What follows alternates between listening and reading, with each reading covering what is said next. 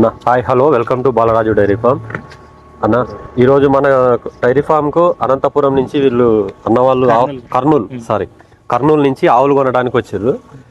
వీళ్ళకు మన అడ్రస్ ఏ విధంగా దొరికింది, వీళ్ళు మన దగ్గరికి వచ్చి ఎలా వచ్చారనే తెలుసుకుందాం ఒకసారి. అన్న ఇక్కడ మీరు ఎట్లా వచ్చిందన్న మీ అడ్రస్? మాకు బాలరాజు డైరీ ఫామ్ అడ్రస్ మీకు ఎవరు చెప్పారు?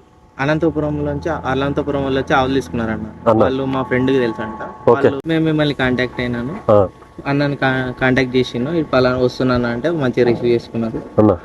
ఓకే, ఇప్పుడు మీరు అడ్రస్ అంటే ఇక్కడికి రావడం ఎట్లా? వెహికల్ మీరు సొంత కార్ తీసుకొని వచ్చారా? బస్ లేదన్న, ట్రైన్కి వచ్చినాము.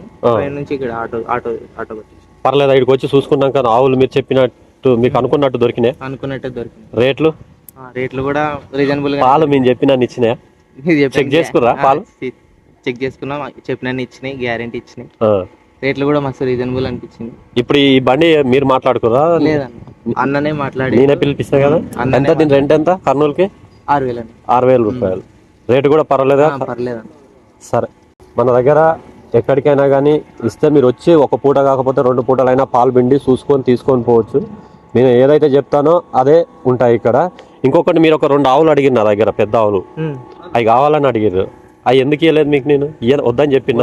వద్దు, అది ఇంకా సెట్ కాలే. సెట్ అయిన తర్వాతనే మీకు ఎవరికైనా ఇస్తాను, మీకే కాదు, మీకు సెట్ అయిన ఆవులే తీసుకెళ్ళండి. సెట్ కానీ తీసుకెళ్ళి ఇబ్బంది పడొద్దండి అన్న. బాగా మంచి క్లారిటీ ఎక్స్ప్లెయిన్ చేసిండు, మంచిగా ఇచ్చిండు. చెప్పినండి పాలు ఇచ్చినాయి. ఇప్పుడు 2 అయితే మీరు చెప్పినని ఇచ్చినాయి పాలు ఇచ్చినాయి.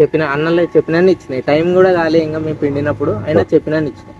ఓకే, రైట్ అన్న. Thank you very much. సరే, మీలాంటి వాళ్ళు ఇంకో వాళ్ళు ఉన్నా కానీ మా డైరీ ఫామ్ నెంబర్ సజెస్ట్ చేయండి, తప్పకుండా కాంటాక్ట్లో ఉంటానన్నా. ఏదన్నా మళ్ళీ కాల్ చేయండి. రైట్ అన్న.